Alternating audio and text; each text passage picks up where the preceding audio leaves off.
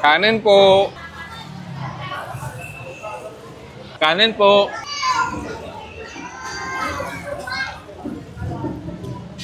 Kanin po.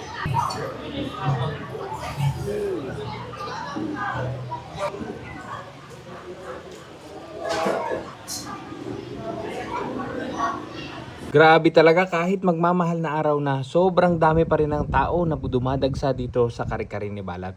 Kaya naman binalikan ko ito at titikman naman natin yung kanyang kaldereta.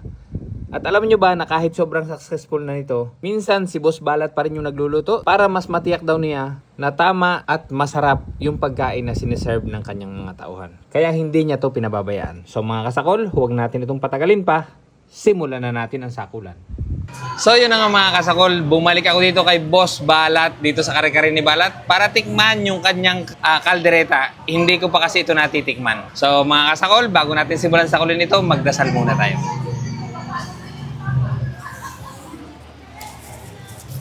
Bless us, O Lord, in this day gift we are about to receive from the bounty through Christ our Lord. Amen. Ano pang hinintay natin? Atak! So yung mga kasakol, ito na.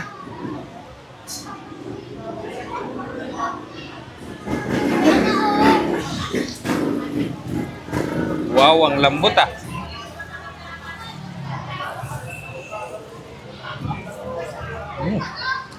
Grabe.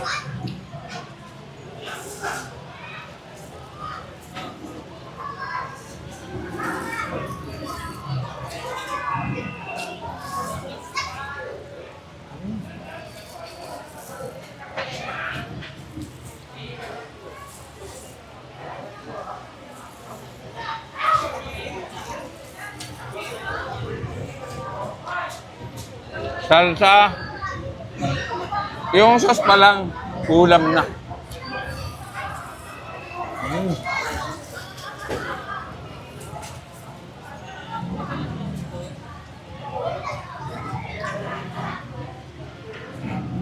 Oh, wala na naman. Alam niyo na. Kanin po. Yun.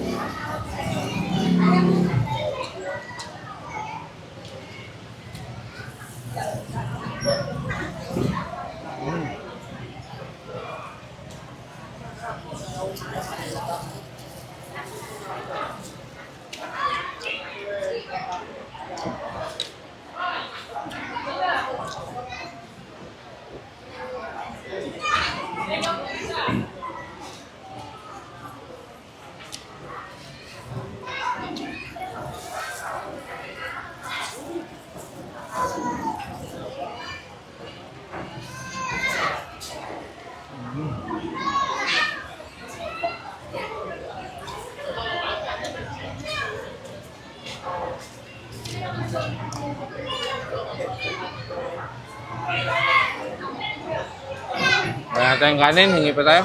Kanin po.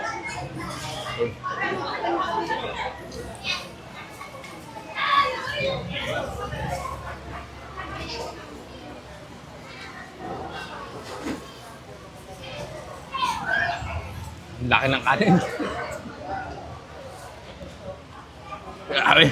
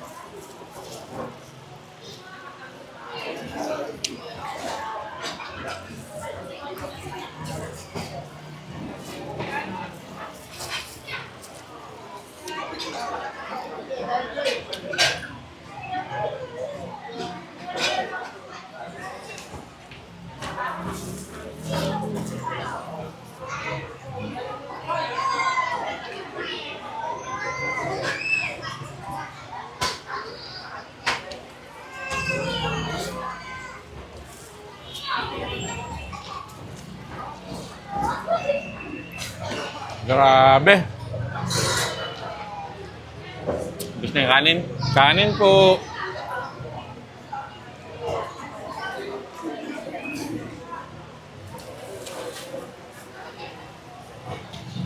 So yung mga kasakol,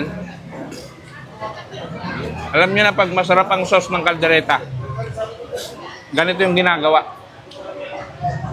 Yan.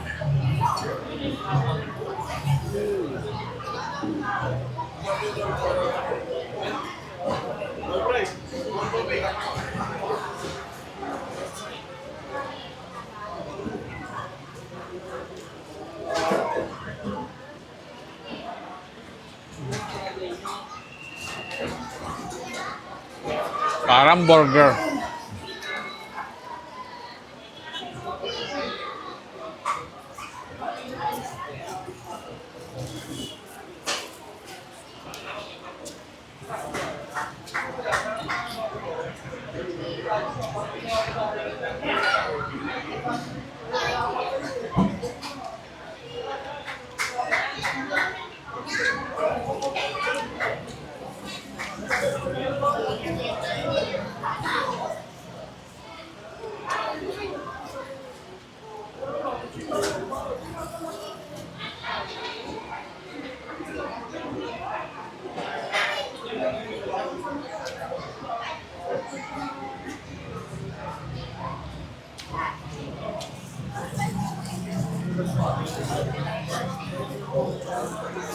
Grabe.